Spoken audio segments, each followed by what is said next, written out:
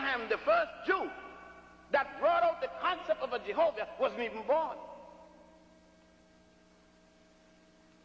The Africans had already worshipped Pt4, P-T-A-H.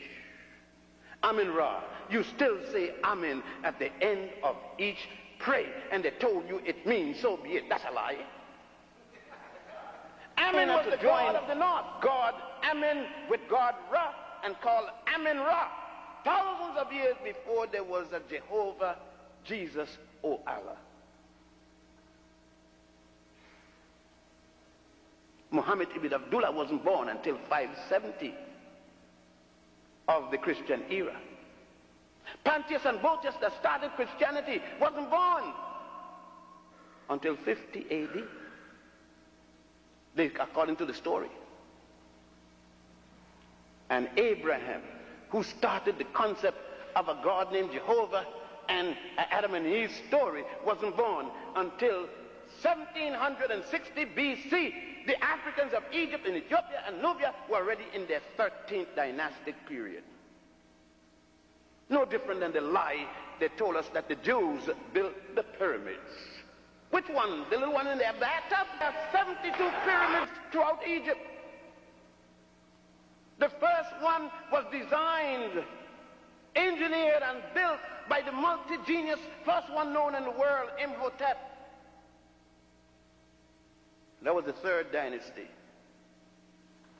The last one was the 6th dynasty, and the first Jew wasn't born until the 13th dynasty. You can't see, they know that when the Africans were built, made their first calendar in 10,000 BC, 10,000 BC, called the stellar calendar, and revised that in 4100 BC, the so-called pre-dynastic era. Where was Greece? Where was Etrusca, that later became Rome? They don't tell you about this, do they? They don't tell you anything about this aspect of the African, because it's not slavery. It doesn't deal with Amos and Andy. It doesn't deal with roots and novel, which they got you to believe had something to do with your history. They couldn't do this because they did not. Where were they when you were dealing with astronomy? That's the movement of the stars and the other planets related thereto. Imhotep and astrology established the pyramid text and the coffin text.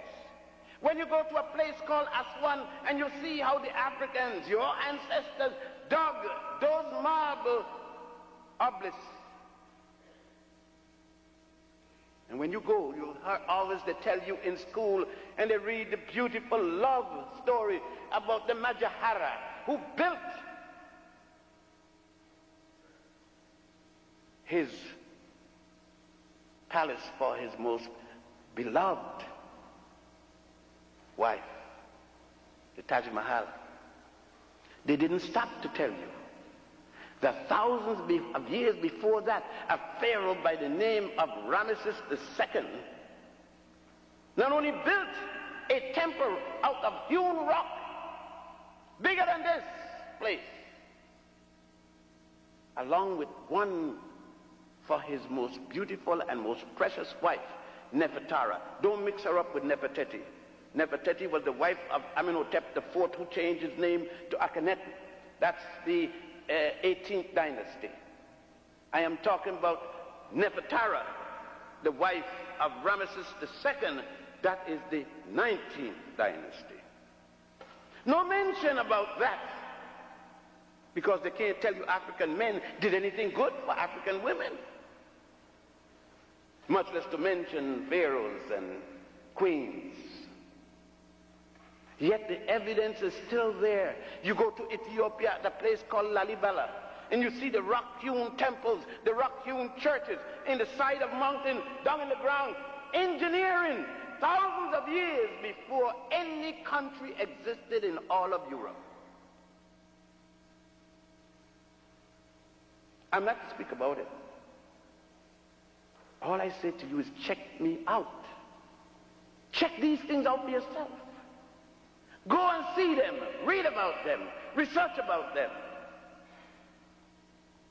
So when why? What happened? You say, why do I need to know it? If Dr. Martin Luther King knew what I'm talking about, he would not have gone to Mohandas Karamchand Gandhi to learn about nonviolence. He would have known that Gandhi read the works of Akhenaten to learn about, and he would have gone home to his native Africa to get first-hand information. They didn't tell him about Akhenaten because, you see, they don't talk about Akhenaten because Akhenaten taught about monotheism. He died before Moses was born preaching monotheism, the worship of the god Aten, A-T-E-N. He taught about the Trinity of God, and you could go at a temple called the Temple of Luxor and see on the wall the Trinitarian concept 3,000 years before Jesus, Mary, and Joseph. But they couldn't teach Akhenaten. They couldn't teach these things because then you would question what is being taught to you now in theosophy, in theology. Swastika was originally called the Gramadon, G-R-A-M-A-D-O-N. You will see Gramadons at the bottom sole of Buddha in Buddhist temples. You will see it in South America used with respect to Quatapalca, the crucified god of the Mexicans, at the time when Mexico was called Azteca.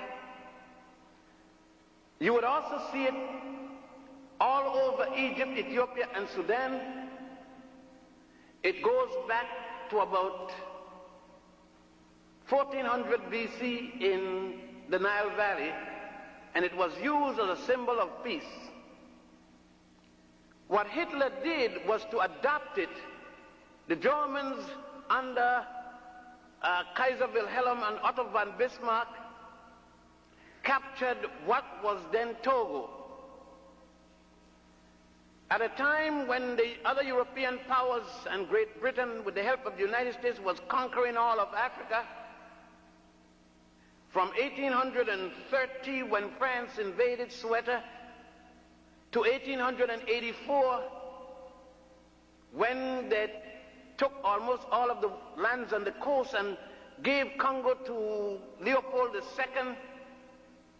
It was then when Germany was fighting France for Alsace-Lorraine that the Germans realized that they weren't getting part of the action, went into Togo, took over Togo, and it is then that they adopted the eagle, the iron eagle, by the patron saint of Germany, an African by the name of Maurice, which they call Maurice of Aragon, along with the symbol that Maurice used as the bishop.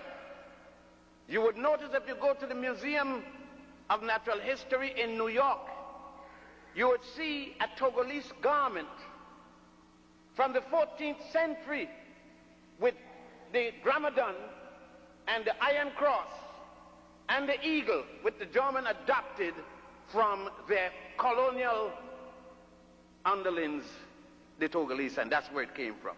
The educational system of the Nile Valley, centered at the Grand Lodge of Waset, which is now called Luxor by the Arabs, is that every discipline, a child went in at age 7, a young boy, and he was not completed with education until age 47. He never left.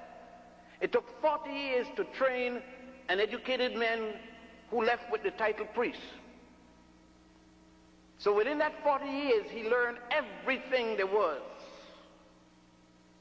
And as such, he even influenced the Pharaoh because he decided most of the things the Pharaoh had to do. Thus, engineering, law, medicine, science, mathematics, everything was done and taught in the mystery system. And those students coming out of the mystery system were sent around the nation to be the teachers. So the mystery system was the educational system of the entire Nile Valley. Not only Egypt, Egypt became the zenith of what took place, the high cultures along the Nile. And so that's how the mystery sits. Now, in order, like any society, there are a group of elite within the educational system. And they became the elite. Thus, it was necessary for them to have, quote-unquote, passwords and so forth to maintain secrets amongst each other. Because education, believe it or not, is not for the masses.